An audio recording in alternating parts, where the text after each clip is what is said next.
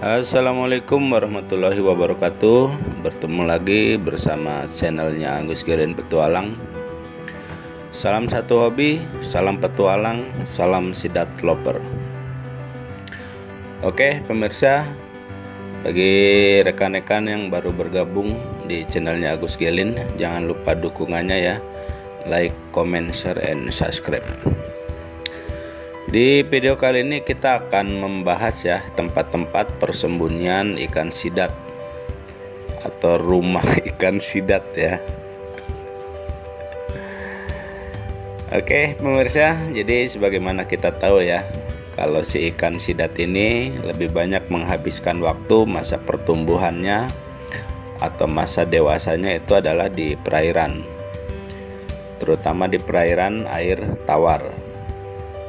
Nah, biasanya untuk si ikan sidat ini itu lebih suka ya atau cenderung akan menempati perairan-perairan yang berarus deras ya. Kemudian kondisi airnya masih bagus, kaya akan oksigen dan terdapat banyak bebatuan ya. Karena biasanya si ikan sidat itu menempati lubang-lubang di celah batu ya. Nah, biasanya si ikan sidat itu dia akan memakan ikan-ikan kecil di sekitarnya ya. Ikan-ikan kecil, jenis-jenis siput, nah itu biasanya suka dimakan sama si ikan sidat. Karena si ikan sidat ini tergolong jenis ikan karnivora ya, pemakan daging.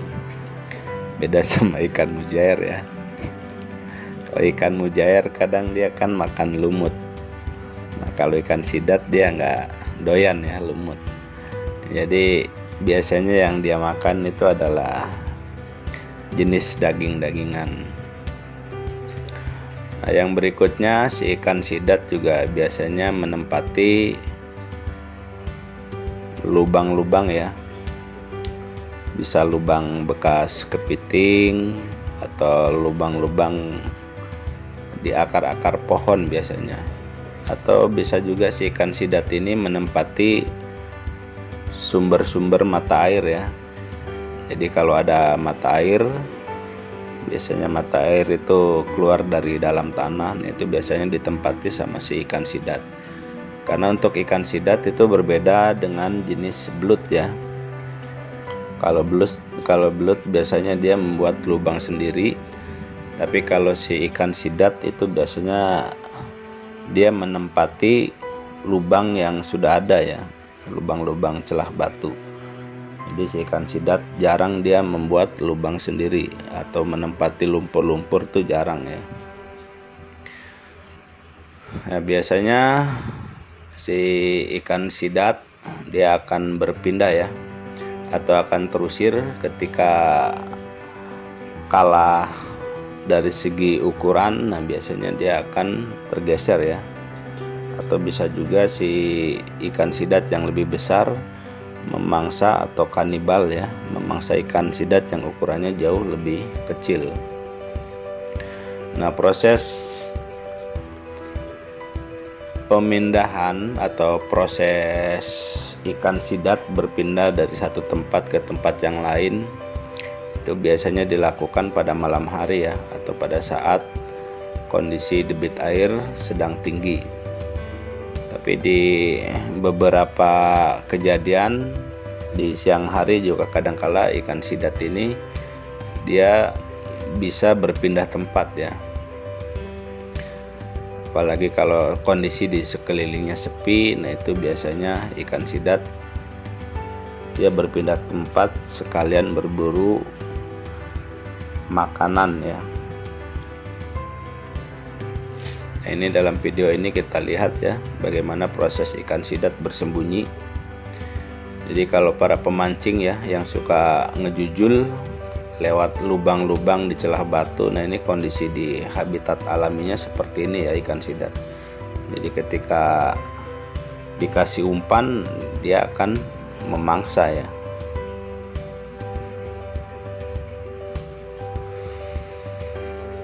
Ikan sidat itu bisa memiliki ukuran yang cukup besar ya, bobotnya bisa nyampe 10 sampai 15 kg.